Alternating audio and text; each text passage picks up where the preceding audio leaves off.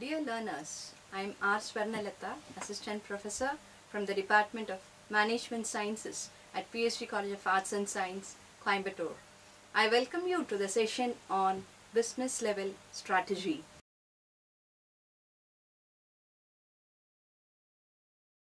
We will be looking into what is a business level strategy, how it is formulated, and what are the various approaches contributing to the formulation of business level strategy. We have earlier seen that strategy operates at different levels in an organization, namely corporate strategy, business strategy, functional strategy, and operational strategy. In this session,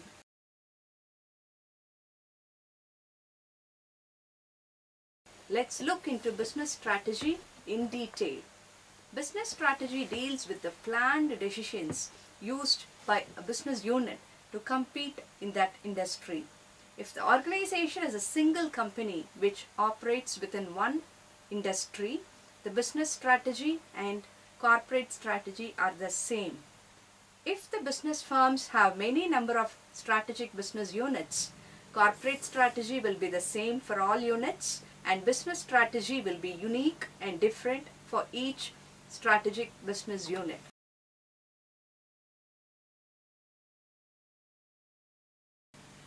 Selecting business strategic alternatives involves several tasks. Number one, determine the critical success factors in the particular business. So what is critical success factor? It is those unique characteristics of an organization which are essential for competitive advantage. For example, critical success factor of Walmart is everyday low pricing, and that of Apple is innovation in its products and services. The second task lies in identifying the organizational strengths and weakness. The third task is towards searching for an effective competitive advantage. Before moving to the fourth, let's see what is competitive advantage. Competitive advantage refers to the success factor that gives a superior edge and lead for the business firm in its performance over their competitor. Fourth task involves assessing the opportunities and threats in particular markets for particular products. Next task is evaluating the rival organization's competitive strategy. The penultimate task is matching the organizational strength with the business opportunities available in the market to improve the business performance. The last task involves selecting the best business strategy and implementing it with the support of organizational workforce.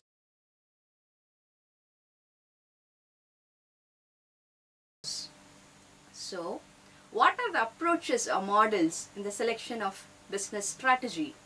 5 different approaches are viewed to choose the best alternative business strategy by the firm.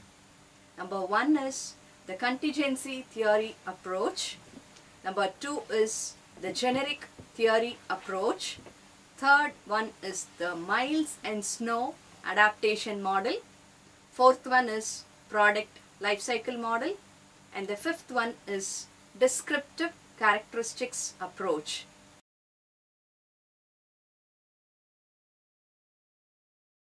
Now, let's go into each approach in detail. Coming to the contingency approach. This approach to strategy formulation suggests that a best strategy exists for the given set of circumstances.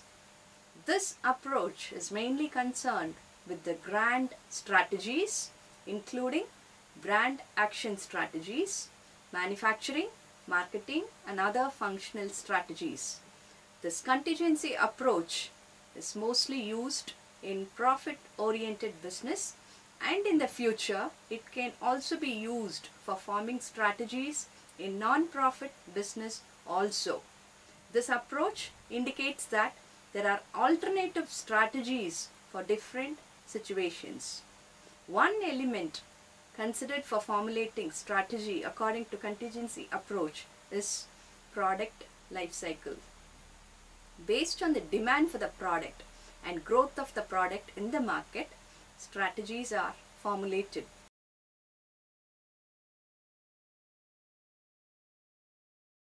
The next situation can be to identify a strategy based on cash inflow position and cost advantages. Now coming to the second approach, it is the generic theory approach. The generic theory approach to strategy formulation is based on the fact that successful firms participate in similar identifiable patterns of behavior. According to Michael E. Porter, a Harvard Business School professor, there are 3 strategies that can be adopted at the business level, namely cost leadership, differentiation, and focus. These are called generic strategies because they can be used in a variety of situations across diverse industries at various stages of development. These industries can be manufacturing, service, or non-profit enterprises. So what are these 3 generic strategies? Coming to cost leadership. This strategy seeks to attain lower cost of production than the competitors by improving upon the efficiency of production, distribution, or other organizational systems. By cutting cost without sacrificing quality, managers can beat the competition and thus gain market share with higher profits. Because the costs are lower, a cost leader is able to charge lower prices than its competitors without compromising the profit potential. The cost advantage can be obtained by the following factors, namely high capacity utilization, economies of scale, technological advancements, and highly skilled and experienced workforce. The second generic strategy is differentiation. Differentiation helps a firm to differentiate its products or services from those of its competitors. When customers feel that the product or service is of good quality, unique, and has value, they are willing to pay extra for it. They identify a factor which differentiates the product from its competitor. This in turn leads to customer loyalty and sustaining profits in the market. Such differentiation can be created in a number of ways, such as high quality of the product, standardized process and systems, product innovation, and good image of the company. The third generic strategy is the focus strategy. Focus strategy involves special attention to a product or a narrow line of products or to the segment of the market that gives the company a competitive edge. The objective of focus is to serve the target market with products and services that meets their need and gives them satisfaction. The target market can be classified into dimensions such as geographics in terms of age, gender, education, religion, income, work experience, and so on. Psychographics in terms of attitude, fashion, trends, lifestyle, and so on. And the third dimension being geographic, which is in terms of local, regional, national, international, multinational, and global market. After the target market has been clearly identified, the focus strategy based on differentiation, namely differentiation focus or lowest cost, which is cost focus, is selected, and the customers in that segment are served to give them satisfaction. Now, what is differentiation focus? The differentiation approach to focus strategy is aimed at selecting a particular segment of the market. For example, Porsche sports car competes with other sports cars produced by Nissan, another company, and does not compete in the entire car market. This can help Porsche to serve its small segment of customers with few products. It can develop new innovations faster than a large differentiator can. Now, what is cost focus? Business firms concentrate on production efficiency, waste reduction, timely schedule and delivery, optimum resource utilization, and so on to reduce the cost of production. For example, Walmart is able to offer price advantage to the customers through its efficient supply chain practices and reduced cost in operation. So the focus strategy leading to differentiation focus and cost focus can give the competitive edge to the company and make it unique in the market.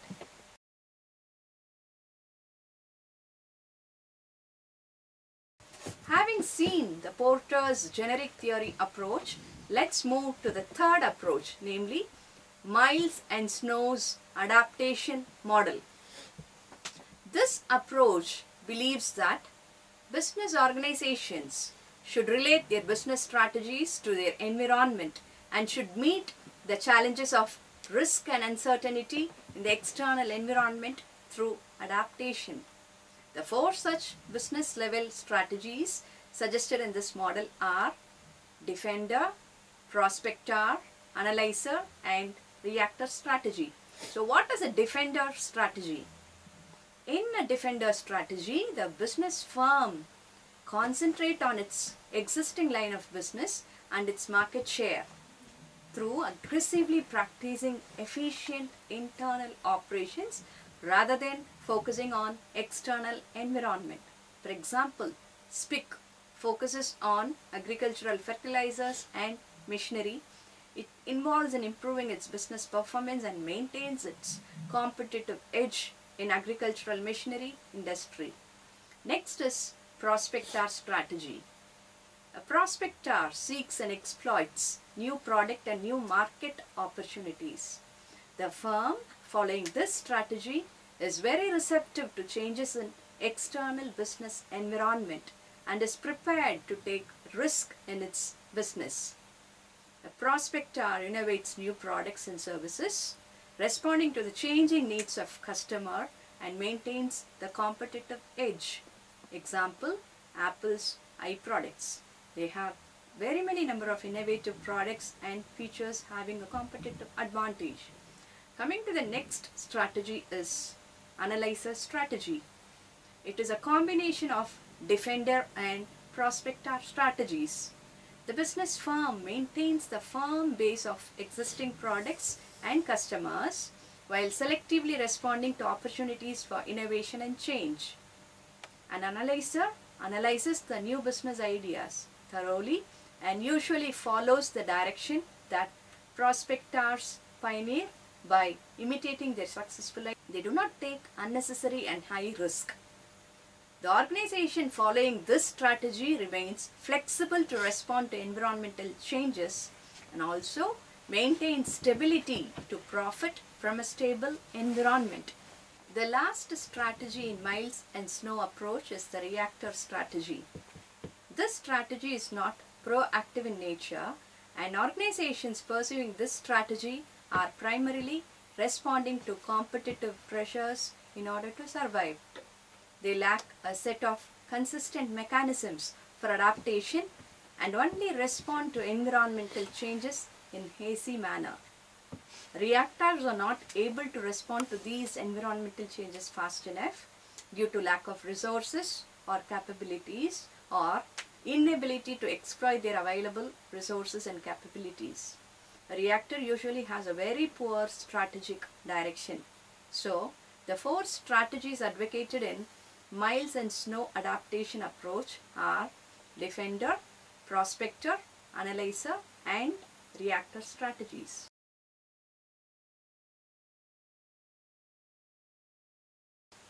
Coming to the next approach, it is product lifecycle model. This model provides a direction for the managers to formulate the strategy over the time of the product life. We know that any product has to undergo 4 stages in its life cycle, namely introduction, growth, maturity, and decline. When a product is developed and introduced into the market, the customers get to know and use the product. If they are satisfied, they buy it next time and refer it to their friends. If they are not satisfied, they stop buying the product and switch over to another product. So once the customer starts buying the product, it takes up a rapid growth. The product sales get maximum to reach the maturity stage.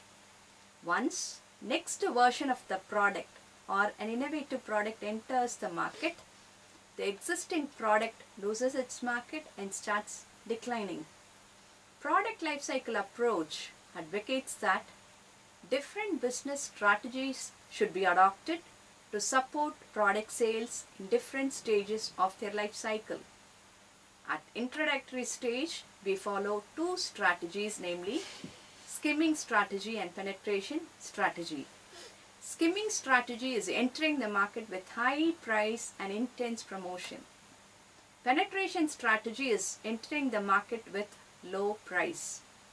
Next, at growth stage, we concentrate on improving the quality, focus on entering new markets, resort to intensive promotion techniques, and offer reduction in the price of the product. At the maturity stage, we focus on untapped market segments, reintroducing the product with improved quality, new features and new style, improving the efficiency of production or marketing to reduce the cost.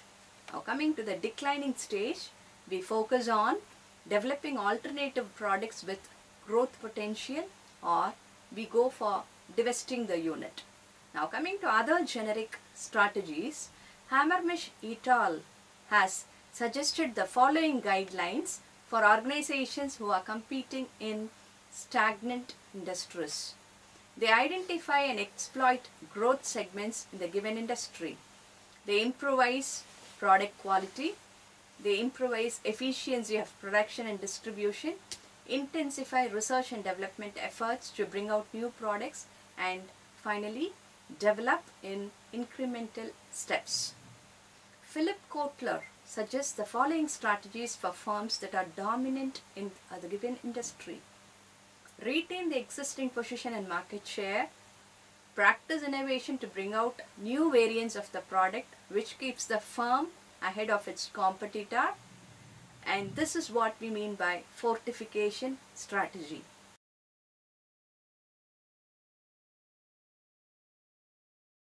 Having looked into product lifecycle approach, we'll now move on to the last fifth approach. It is descriptive characteristics approach to strategy formulation. This approach emphasizes that all business strategies are meant to improve the business environment for its success. According to Peters and Waterman, those successful factors that contribute to the growth and performance of a business firm are called characteristics of excellence. They have identified 8 characteristics instrumental for the success of the business firm. The first feature is a bias for action. Successful business firms have strong orientation towards taking intelligent decisions at right time. They face the problems boldly and yield solutions for the same at the correct time. Second feature is closeness to customer. Successful business firms deliver quality products and services to customers at the right time and at the right price, adding value to their money and driving satisfaction in their minds. The third feature is autonomy and entrepreneurship. Successful business firms encourage innovation and creativity among its workforce. They bring about new products and services that satisfy their customers. The fourth feature is productivity through people. Excellent business firms treat their people with diligent care, respect and concern. The employees enjoy autonomy and feel pride in doing their work. The bonded culture and attitude of the employees improve the work productivity and overall performance of the firm, leading to excellence. The fifth feature is value-driven culture. Employees understand the company, their vision, mission, values and philosophy. They work as a team and understand their responsibility. Value-driven culture reinforces discipline and morale among the workforce. Sixth feature is bonding to their business. Excellent business firms remain glued to their business and focus on their domain business. They do not get involved in any business that they are not familiar with. The seventh successful feature is the lean organizational structure. Proven business firms have lean organizational structure with few managerial experts to guide the employees. They ensure proper communication and direction to the workforce. The eighth successful feature is the balanced control exercised. Business firms give both autonomy and responsibility to the workforce for accomplishing their task. In turn, employees take accountability for their actions and work better. Hence, all these business strategies discussed above focus on improving the business performance and adding competitive advantage to the business firm.